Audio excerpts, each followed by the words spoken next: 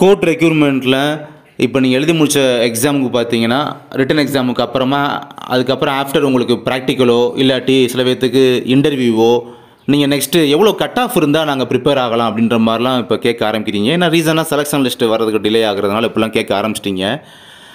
நல்லா ஒரு விஷயம் புரிஞ்சுக்கோங்க. இப்போ 10ஆம் வகுப்பு தரமில் எக்ஸாமினர், பெயிலிஃப், ஆப்ரேட்டர் இந்த மாதிரி போஸ்டிங் ரிட்டன் எக்ஸாம் நீங்கள் எழுதி உங்களுடைய கட் ஆஃப் வந்து, அதாவது நீங்கள் எந்த டிஸ்ட்ரிக்டாக வேணால் இருந்துக்கோங்க, தமிழ்நாட்டில் எந்த டிஸ்ட்ரிக்டாக இருந்தாலும் சரி, நீங்கள் எந்த கம்யூனிட்டியாக இருந்தாலும் சரி, உங்களுடைய நீங்கள் ப்ரியாரிட்டியோ இல்லை நான் ப்ரியாரிட்டியோ எதுவாக இருந்தாலும் சரி, உங்களுடைய கட் ஆஃப் நீங்கள் எடுத்த ரிட்டன் எக்ஸாமுக்கு வந்து 169க்கு உங்களுடைய மதிப்பெண் வந்து 155 இல்லை அதுக்கும் மேலே, அதாவது 155 அல்லது 155 ப்ளஸ் இருந்துச்சு அப்படின்னா தாராளமாக நீங்கள் வந்து நீங்கள் வந்து அடுத்து இன்டர்வியூ அதுக்கு வந்து நீங்கள் ப்ரிப்பேர் ஆக தாராளமாக நீங்கள் இப்போயே ப்ரிப்பேர் பண்ண ஸ்டார்ட் பண்ணிடலாம். நீங்கள் அதே சமயம் coffee attender and office assistant இவங்களுக்கு இதே தான். நீங்கள் எந்த கம்யூனிட்டியாக இருங்க, நீங்கள் எந்த டிஸ்ட்ரிக்டாக இருங்க, உங்களுடைய நான் ப்ரியாரிட்டி அல்லது ப்ரியாரிட்டி எது வேணாலும் பரவாயில்லை, பட் உங்களுடைய கட் ஆஃப் வந்து 85 ப்ளஸ், அதாவது 85 அல்லது 85 மதிப்பெண்ணுக்கு மேலே நீங்கள் எடுத்திருக்கீங்க அப்படின்னா நீங்களுமே அடுத்து ப்ராக்டிக்கலுக்கு இப்போயே நீங்கள் ப்ரிப்பேர் ஆகிடுங்க. கேட்க தேவையில்லை, நீங்கள் ப்ரிப்பேர் ஆகிடுங்க.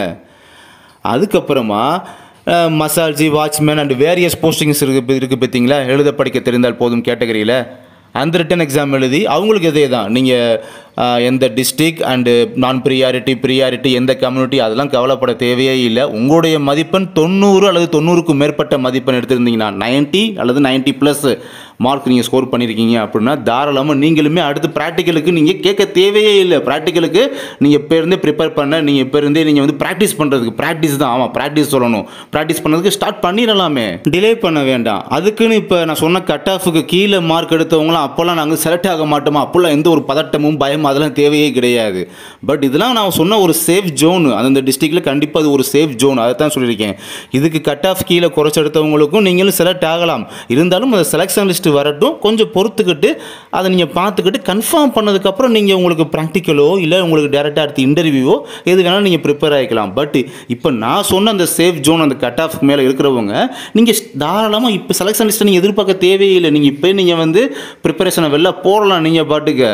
ஏன் இதை சொல்கிறேன்னா, சில பேர்லாம் 91 எடுத்துகிட்டு 93 எடுத்துகிட்டு 88 எடுத்துகிட்டு இந்த மார்க்லாம் நல்லா ஸ்கோர் பண்ணிட்டு இதெல்லாம் மசாஜி ஓஏ இதெல்லாம் ஸ்கோர் பண்ணிவிட்டு நாங்கள் இப்போ ப்ராக்டிக்கல் ரெடி ஆகலாமா, உங்கள்கிட்ட நாங்கள் ஜாயின் பண்ணிக்கலாம் அப்படிலாம் கேட்குறீங்க. அதெல்லாம் கேட்க தேவையில்லை. இதுதான் ஒரு சேஃப் ஜோன் அப்படின்றத. சரி, இதை வந்து தனிப்பட்ட முறையில் எல்லாத்துக்கும் வாட்ஸ்அப்பில் நான் டைப் பண்ணி சொல்கிறதுக்கு இது ஒரு வீடியோவை போஸ்ட் பண்ணால் பல பேர் தெரிஞ்சுக்கலாம் அப்படின்னு சொல்லி இது ஒரு வீடியோவை நான் போஸ்ட் பண்ணுறேன். அண்ட் லாஸ்ட்டாக ஒரு விஷயம், இருக்கிறதுலே நீங்கள் தான் ரொம்ப லோ ஃபீஸாக வாங்குறீங்க. ப்ராக்டிக்கலுக்கான ப்ராக்டிஸுக்கு வெறும் 100 ரூபாய் மட்டும். அப்புறம் அந்த இன்டர்வியூக்கு பார்த்தீங்கன்னா அதுக்கான ஒரு கோச்சிங்க்கு வெறும் 50 ரூபா மட்டும், இவ்வளோ தான் வாங்குறீங்க அப்படிலாம் சொல்லிட்டு சில பேர் ஸ்டார்டிங்லேயே இன்னும் கொஞ்சம் அடிஷ்னலாக ஃபீஸ் ஷேர் பண்ணி வைக்கிறீங்க. அதெல்லாம் தேவையில்லை. நம்ம ஃபிக்ஸ் பண்ண இந்த ஃபீஸை மட்டும் இது பண்ணாலே போதும். ஓகேங்களா? அதையும் இந்த இடத்துல நான் சொல்லிக்கிறேன். நம்ம வந்து ரொம்ப வருஷமாக இந்த எம்ஹெச்சிக்கான அப்டேட்டு, எம்ஹெச்சி ரெக்யூர்மெண்ட்ஸ் இதெல்லாம் ஃபாலோ பண்ணிட்டு வர்றதுனால உங்களுக்கு இதுக்கான ப்ராக்டிஸ்லாம் கண்டிப்பாக கொடுக்க வேண்டியது எங்களுடைய கடமை. கண்டிப்பாக கொடுத்து தான் ஆகணும். நாங்கள் பாட்டுக்கு இந்த வீடியோ பாருங்கள், சும்மா நீங்கள் போயிட்டு வாங்க அப்படிலாம் சொல்லிட முடியாது. அது ரொம்ப வருஷமாக ஃபாலோ பண்ணிட்டு சொல்லி கொடுத்துட்டு வர எங்களுக்கும் அது அழகு கிடையாது. அதனால பார்த்தீங்கன்னா ப்ராக்டிஸ் மஸ்ட்டு, அதை நம்ம கொடுத்து தான் ஆகணும் அப்படின்ற ஒரு கட்டாயத்தில் நம்ம கொடுத்துட்டு இருக்கோம்.